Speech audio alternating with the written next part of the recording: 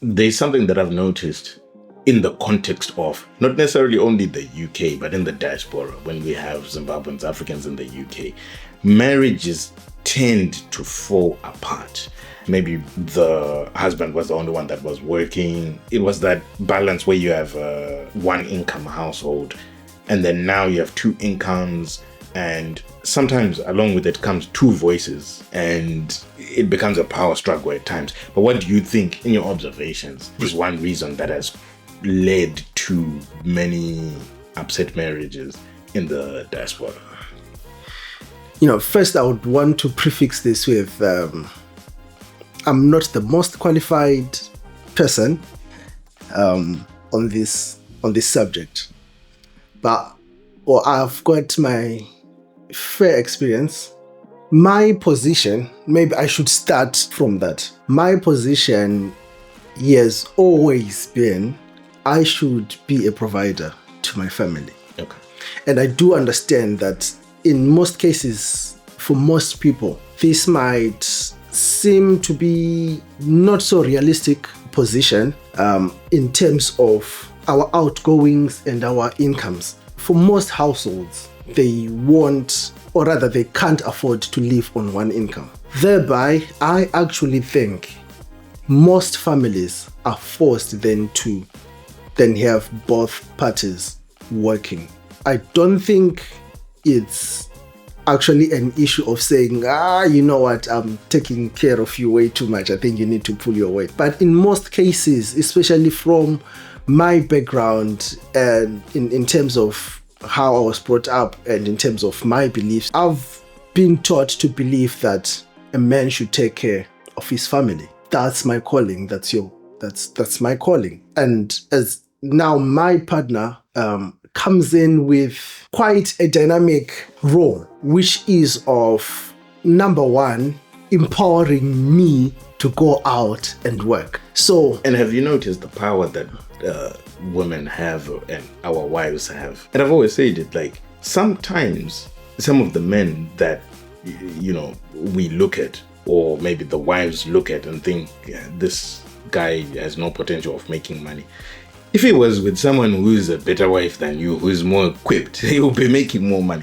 There is a motivational aspect. I remember when we were talking about housing, renting versus buying. And I was saying there are many ways to look at it, and it's not just always the numbers. It's also the happiness of my wife. Sometimes that can push me to be able to pay off a mortgage that's supposed to be paid in 30 years over the next maybe 10 years or 5 years. When a man is motivated, that person has so much power. She can literally adjust the crown on her king's head, or she can tear it down. Growing up, someone told me that a very good measure that can let you know where you're going with your life is a woman. And a woman will know your potential that you don't even know about. That's why you see there are some ladies who will be with a guy and the whole community will be like, what exactly are you seeing in this guy? But trust me, there are three entities that really has got good foresight in terms of where a man is going. Number one, God, because he's your creator. Number two, the devil. He knows where you're going. Number three, it's a woman. You might be struggling. For some reason, they've got some foresight that I cannot understand. Now, coming back to your issue, it's one thing that a household now has two incomes. It's another thing when two incomes then affect the family dynamics. I will not lie to you. I am quite traditional, and I still believe in that school of thought that says a man is the leader of the household. And on a lighter note, I've heard some ladies say this. You know what? We don't dispute that. We actually agree. Murume musoro wemba. Bamkazi bareta. She covers the head. So it's I love that. No, but It's quite important to understand that we are partners in this. Though we are bringing different things to the table, they might be different, but they're equally important. I'll tell you this specifically from my end. My first business is turning 10 years this year. And I'll tell you this, there are certain times, and this issue kept on recurring. There are certain times when I felt like I couldn't do it, when I felt overwhelmed. But the companionship of your partner, just coming to say, you know what, I know it's difficult, but you know what, I know you can do it. You're going to figure it out. So many people underestimate what that does. What about the reverse of that now? Because it's not everyone that has wound up in or chosen a partner that is going to be able to see or extract the value within the man to be able to manifest. Ooh. There's some that are, which is why I always say a great relationship that I adore and I love is my mother and my father. I grew up watching them, so they were my example of how to be a married couple. And I always say, I've never heard anything remotely close to my father saying, "Pampa pangu panapa." And the reason why he's never said, "This is my house," or anything like that, because the guy did not have a house when he met him. He did not have a car, he didn't have anything. I always say to people, like jokingly, but it's true, if I was super rich when I met my wife, I would have pulled her Coming to America. I don't know if you've seen the movie Coming to America. Yeah. I would have just been that prince that pretends to be very poor. Because you want to see what she is truly there for. But the problem with guys, it's so tempting. It's so tempting to be that guy with money and who uses money to impress. Yes, you love the fact that you've got the girl you want to be with, but you have the girl that wants to be with you. That's where the trick is. Because that's where the trick of the enemy is. Because sometimes you're thinking, oh no, I'll do anything to get this girl. I'll take her out on whatever date she wants and take her to these nice places, lavish lifestyle. And you're with the girl that you want to be with. So you're happy the rest of your life. What about But is she happy with you? And if life happens and you find yourself in a situation whereby you don't have that money, is she going to stick around? When things are hard in business and stuff, is she going to stick around? So those are some of the things that I think it's very important to speak to the younger generation growing up before marriage about how to choose a partner. We're not taught this enough. I know that in my upbringing, I wasn't taught about this. I never sat down. I have a very African father. We never sat down and say, he says to me, qualities so and so forth. No, we never talked about it. These are unspoken topics. Don't speak about them. So I feel it's very important, and that's the way that I want to bring up my son, to be able to sit down with them and tell him, when you're looking for a partner, look for this, look for this. These are good qualities. I want him to be so free to say, to be able to meet the person he's courting at a very early age and stuff.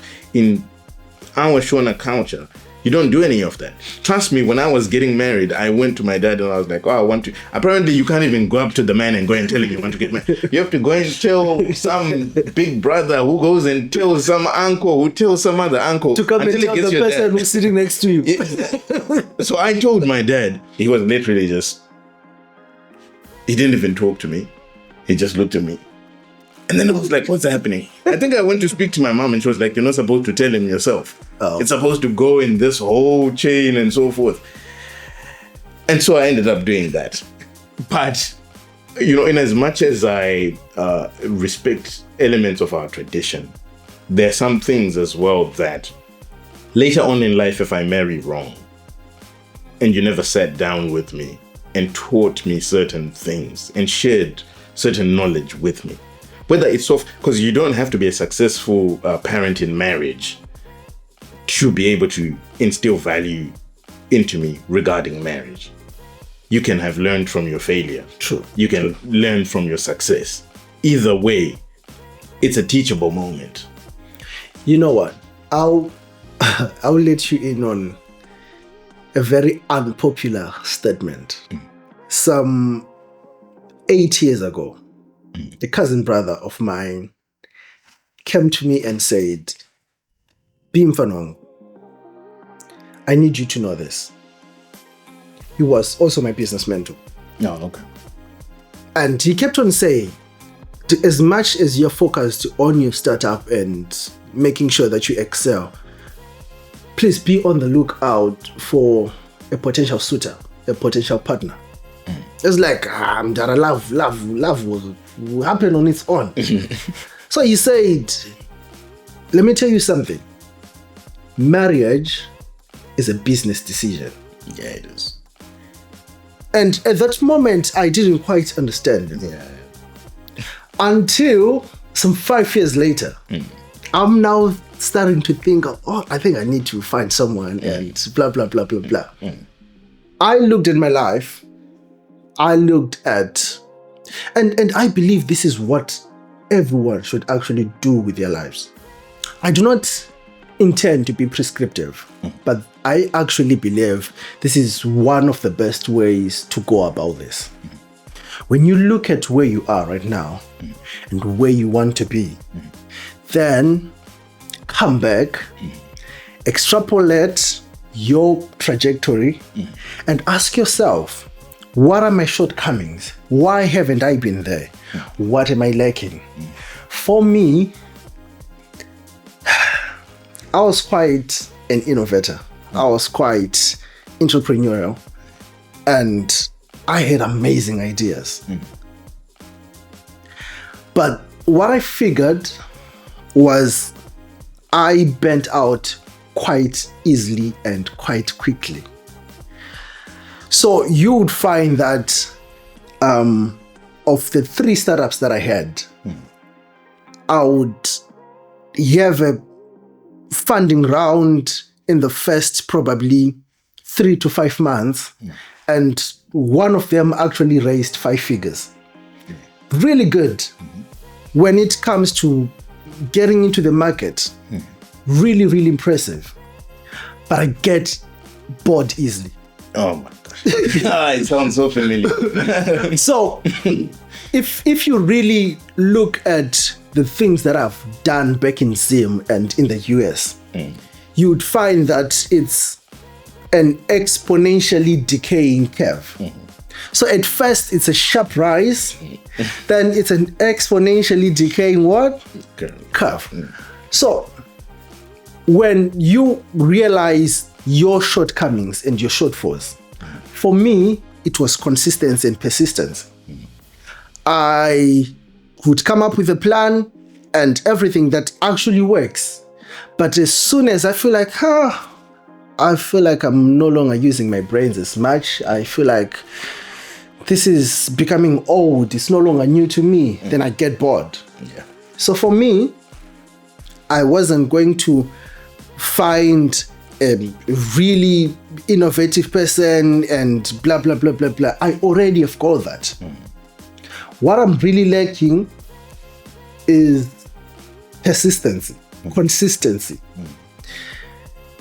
And I immediately knew that the person that I need to be with is someone who's going to constantly remind me that, yes, I know you've got something new, but you need to see this through. Yeah. I quickly knew that I needed to be with someone who knows how to build systems. Because, trust me, a lot of people think that getting bored easily is a bad thing. Trust me, it's one of the best virtues that you could have as a person. But it needs to be coupled with the ability to create systems. Because when you get bored easily, you create a system that create a system that sees that whole business through. So when this brother of mine said, marriage is a business decision, at least for entrepreneurs. If you plan to work your 9 to 5 and all that, I mean, you can marry anyone who makes you happy, right? But if your business interests are really, really important to you, and if your life really revolves around that, because trust me, if you take business out of me, if you take entrepreneurship out of my life, I literally do not know what to do with my life. Yeah. You see, you see. So if you are really someone like that, you need to have someone who also feeds into that. They don't necessarily need to have an accounting degree, a management degree, or what. They need to have a degree in you. That's You see, very true. to understand that, you know what, this person is like this, like this, like this, like this. I need to fit in there. And you know what? It's not even a bad thing to spell out these things. I remember some 4 years ago, I was sitting in my house, brought my girlfriend, whom I had decided to marry. I brought her and said, you know what? I really like you, and I think we're starting to get serious. This is my shortcomings. In fact, I first asked her, what do you think I'm lacking? She said, oh, this and this and this and this and this and this. I said, okay. And to a great extent, she was correct in most of the issues. And I told her one thing. You know what? I am looking for a support system. Because I know very well I'm quite audacious. I start weird things. In the moment, they feel like, oh, we're really going with this. But as soon as they step back a little bit, I'm like, oh, I might have. You see, so I constantly need that someone who's constantly reminding me of, oh, you know, remember you did that. You can do this. Remember you did that. You can do this. So I was like, do you have any history of some kind of consistency? You see? For example, those are some of the small tests. You just reminded me something. You triggered something in me when you said so I mean, I have a thing that I always say in the context of like Zimbabweans. One problem that we have when it comes to business is that we don't know how to talk about our businesses in the context of setting ourselves up for success. When it comes to business, there's funga, because everyone who has done Ugu has called it this before. Problem yendinayo is that when I speak to most people who claim to be in business or starting up, people who are still up and coming in the Zim space, they always say this to me. You ask them, oh, what are you doing these days in terms of business?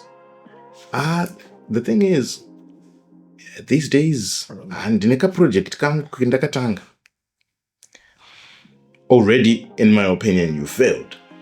Why are you downplaying it? The biggest problem that I have is the word project. A project is something that has a start date and an end date. It can't. So you've already given a DOD date of death to your business before it started, because you called it a project. A project is something that's done within the context of a business.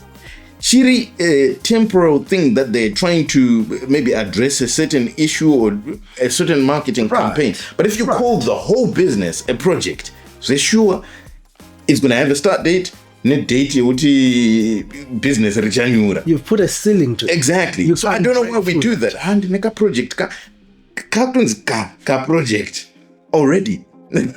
So I think we already limit ourselves, and the businesses that I started, when I would communicate with people over the phone, whether it was the music school before because I had people working for me eventually at the end. But initially, when I started and I was the only tutor and I was the admin, I was the accountant, I was everything. When I reply messages, we offer lessons, 2 30-minute sessions per week. It costs this much. We try and accommodate for our students' needs and blah, blah, blah, and so forth. When people read this, they're like, wow, this organization.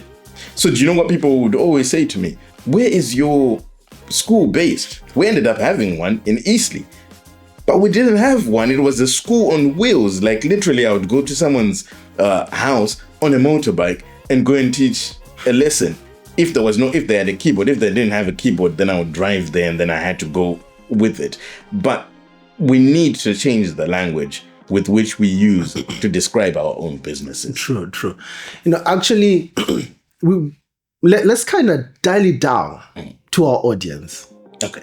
Zimbabweans, we have moved into the diaspora. Okay, yes. I kid you not. Over 90% of the people who left Zimbabwe because they felt they didn't have the right environment to flourish as businessmen and as business people are barely doing anything towards being business people in the UK. That's true. That's very true. And you will be surprised. I do understand this issue of no my visa terms more. You will be shocked at how comfort is a really, really bad thing to ever happen to you as a human being. The reason why most of us tried to start businesses in Zimbabwe is because we're not comfortable with where we were. I was not comfortable with an idea that I've got to really think, should I buy proper data or I should buy a WhatsApp bundle? We're not comfortable with that. You see, so naturally you'd be triggered to get an extra income. So, you know what? If I buy them there and I sell them there, I could get an extra $5. Yeah. You know, now as all those trades expanded and grew, most of the people then felt like, you know what, policies are constantly changing. For example, in my case, the major factor that drove me out of my country was policy inconsistency. Okay. For example, Fundi, my AI-based chatbot thing, as much as we were doing good, there were just so much inconsistency with policies. Why does it sound familiar? If you really liked reading books, you probably have come across it. Did you used to market it and stuff? Because it sounds really familiar. Okay, so I'll give you an intro to it. So, back in the day, where I was in uni, this is a very funny story. I was in uni and we were given an assignment. Now, as we were given an assignment, just like a normal Zimbabwean boy in university, you will ignore all the assignments and try and do it the night before. Yeah. So that's what we did with my friends. Now, unfortunately, the night before, there's no electricity. We can't use the school Wi-Fi. I've got WhatsApp bundle on. So you can't go online to research. Now, as I'm stuck in this dilemma, as always, I'm quick to say, how can I solve this issue? I need some information on the internet, but I do not have data because Econet was quite expensive. So in that moment, I felt defeated. And now I then went to bed and as I was thinking about this, I was like, wait, I actually have internet on my phone. It's just restricted to WhatsApp. So now, is it not smart if I could find a way of tunneling my traffic through the WhatsApp restrictions and out to the internet? At the moment, I do not have an idea of how to do it. I knew the algorithm. You need to do this and that, go through that and access the internet. Get the information, do the same thing, and come back. It stayed there as a thought. And as time went on, and as I was playing on the internet and all that, and this happened when I was working for one of my cousins. We had online tabloid, IRR, if you've heard about it. So now and again, you'd go to the back end and try to fix a few issues with plugins and all that. And I also had something of my own by the side. So I spent time learning code and all that. And to my rescue came the AI era. By that time, it was just a foreign thing. To me, AI was a topic in control intelligence in my degree. But when I started reading about it, I was like, wait, this actually solves my issue. And the good thing, this was actually written in Python, something that I was already doing in uni. So I then tried to come up with a prototype. And as I was doing this I came up with something, but it was very slow and very limiting because of the resources. And as time went on, I then got enrolled with Generation Unlimited through Boost, and they had a project. So this was UNICEF and Boost. They had a program that they were piloting called Generation Unlimited. And I think they took 10 countries to be the pilot for this project. And they called for a hackathon.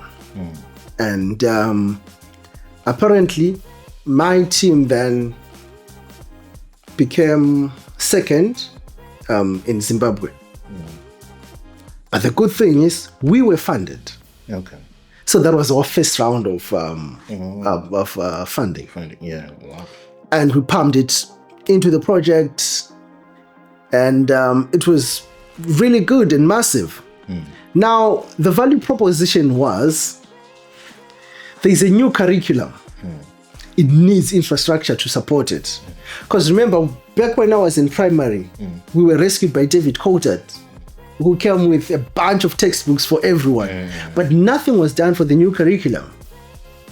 You see, so we came in, that was our value proposition, to say, you know what, we know that students cannot afford data to go and research Makala and all that continuous assessment thing. So we really caught the attention of the Minister of Education, the Minister of Youth, and all that. And it became something quite big. So, before COVID, Fundi was everywhere. It was the top of the town. That's what I was saying. I definitely know it. You see, we gave students textbooks, we gave adults novels, we did everything. Because most of the money was coming from UNICEF, but we needed to use the money elsewhere. For example, you needed to pay for your hosting, you needed to pay for those servers. And by that time, for you to take money outside of Zimbabwe, you needed to write a letter to the Minister of Finance.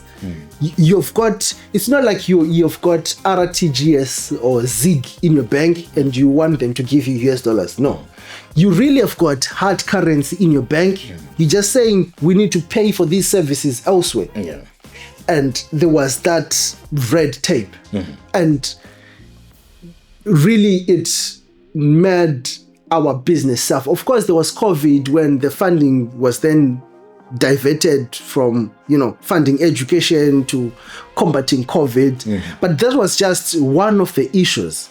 And that was resolved soon after COVID. But the policy inconsistencies really did not change. You really need to be, some call it guerrilla economics for you to survive in Zimbabwe. But you really do not want to have you really do not want to be in such kind of environment if you're going to create valuable relationships outside of the country. So for me, I was like, you know what? If I can do this here, let me go to somewhere with less red tape and see what I can do. I know I'm not the only one in that scenario. Most of the people, he had issues, or rather he had problems, situations forcing them out of Zimbabwe. But now that you're in this land, are you really pursuing that, or it's shift after shift, shift after shift? That's the thing. That's why I say it can be, not for people like me. I'm restless. I feel I always have to do more. But a lot of people get comfortable easily. Some people get surprised sometimes when we given the opportunity to go home early. It's going to be unpaid. I can walk out at the beginning of the shift if you let me. Because my whole life shouldn't be centered around, in my financial life, my resources should not just be looking solely at my job. It's a very dangerous place to be in, especially as a parent for me, because I find more value in showing up for my son than any job. I don't care how much you pay me. Being there for my son is of primal importance. I'd rather get a job where I get paid half the money if I can be there consistently for my son than a job which at any given time they can call me and they own me, and I don't get to bring my child up in the manner that I want to. Because at the end of the day, he's my responsibility, how he's going to turn out in life. So for me, I think that it's quite important to put yourself in a situation whereby you don't there's situations that happen. Yesterday, I wanted to, because we're having this meeting today, I wanted to leave early and I couldn't. But it's like moments like that remind me, it fuels me. I don't belong here. What am I doing here in the first place? Right. And the thing is, with me, when I work, anytime I work for someone, it's a learning opportunity for work, even a big organization like I'm working for right now. I'm always looking at, what are the flaws with this business? What models have they implemented that work? And it's a learning opportunity. It's also an opportunity for me to say, okay, fine.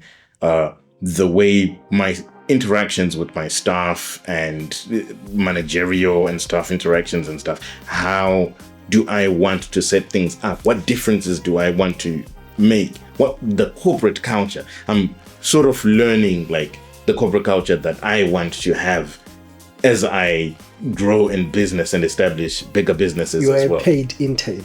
Yeah, exactly. Exactly. For attachment to Yeah, the thing is, I get it. I have seen so many Zimbabweans, even family and stuff, establish things even back home, and then things don't go out well. That's the nature of business. What I would just say, as an encouragement as well, is that the failure is definitely going to be there.